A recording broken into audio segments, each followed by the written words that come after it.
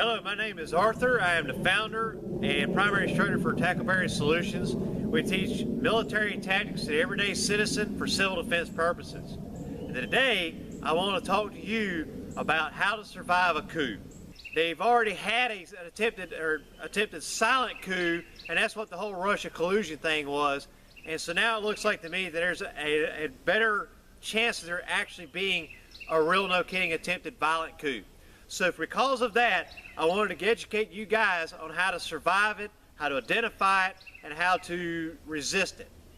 So the very first thing we've got to do is actually determine what is a coup. A coup is simply a violent overthrow of the government.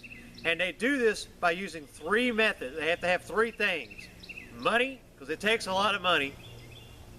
The media, which they pretty much already got, and the military. If you cannot control the military, the news media, and the major flow of currency within inside of that country, you're done. You will never get off the ground. Right, so the CIA has developed a 12-step process to actually overthrow governments. And this is what their process looks like. The first step is to find some kind of opposition. There's opposition found all throughout our country now, and what is the mainstream media doing? Constantly throwing it in your face. Which brings us to the next step. Control the media. Step number 3. You have to find something negative, whether it's made up or not, or true or not, about the current administration.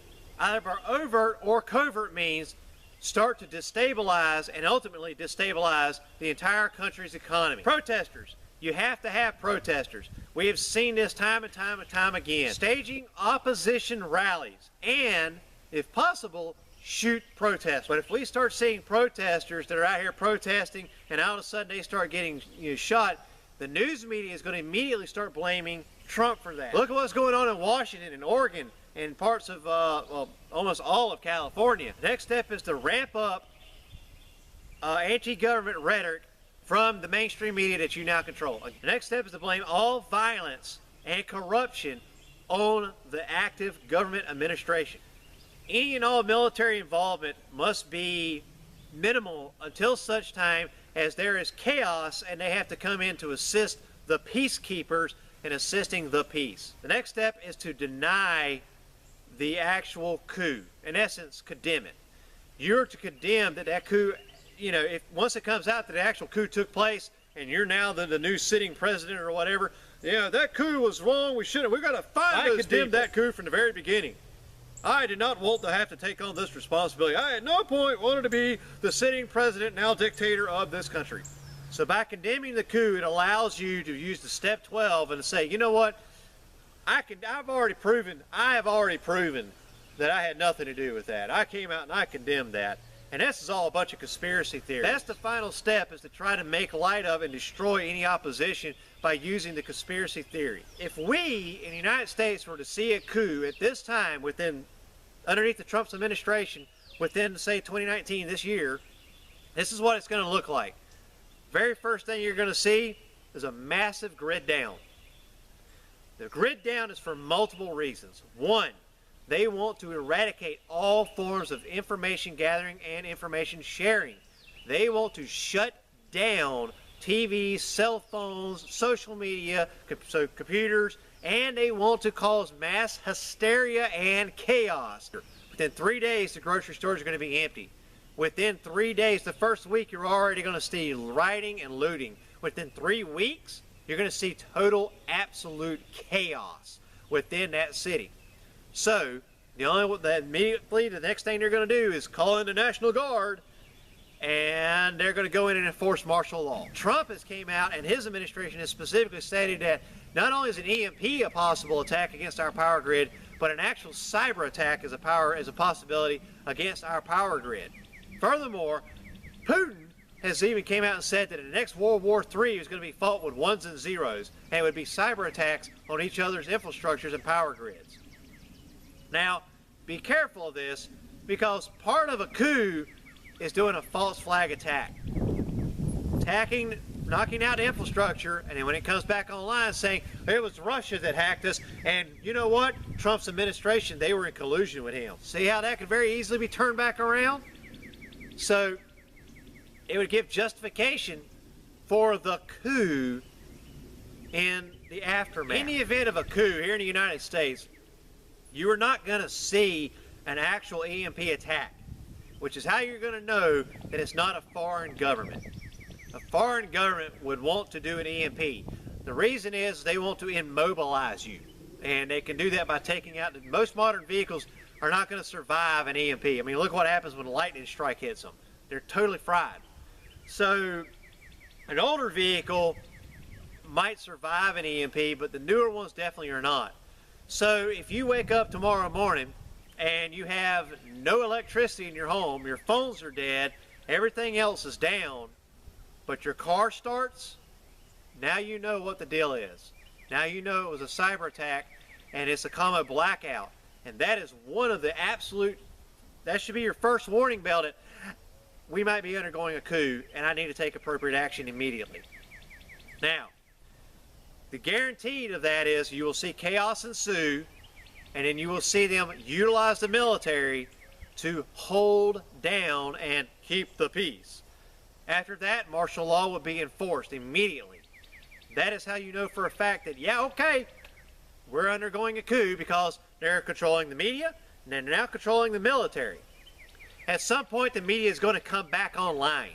At some point, the grid is going to come back online.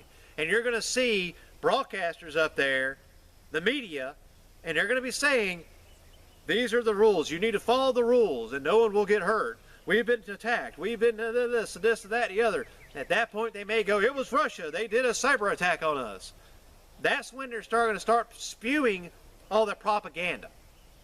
And that's when they're going to start giving you the new rules of how we govern and how we operate.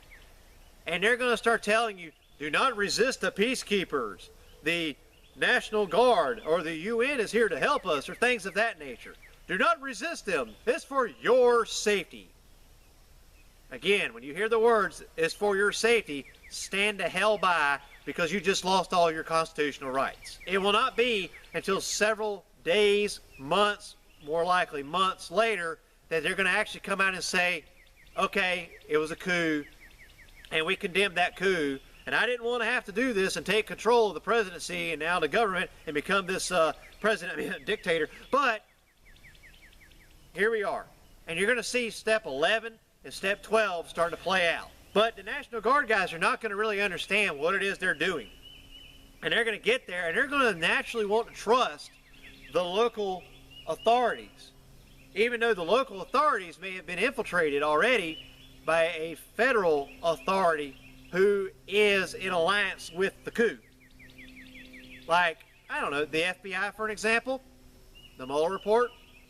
Anyways, so these individuals are not going to be 100% sure about what's really going on. And even though what they're doing is unconstitutional and illegal, how many of you right now can recite the Constitution verbatim? How many of you have actually read it all the way through? Very few people have. So very few people realize what they can and cannot actually do.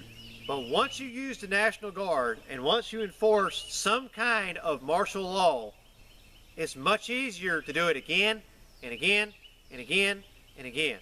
Because the average person is going to go, well, it was just like last time.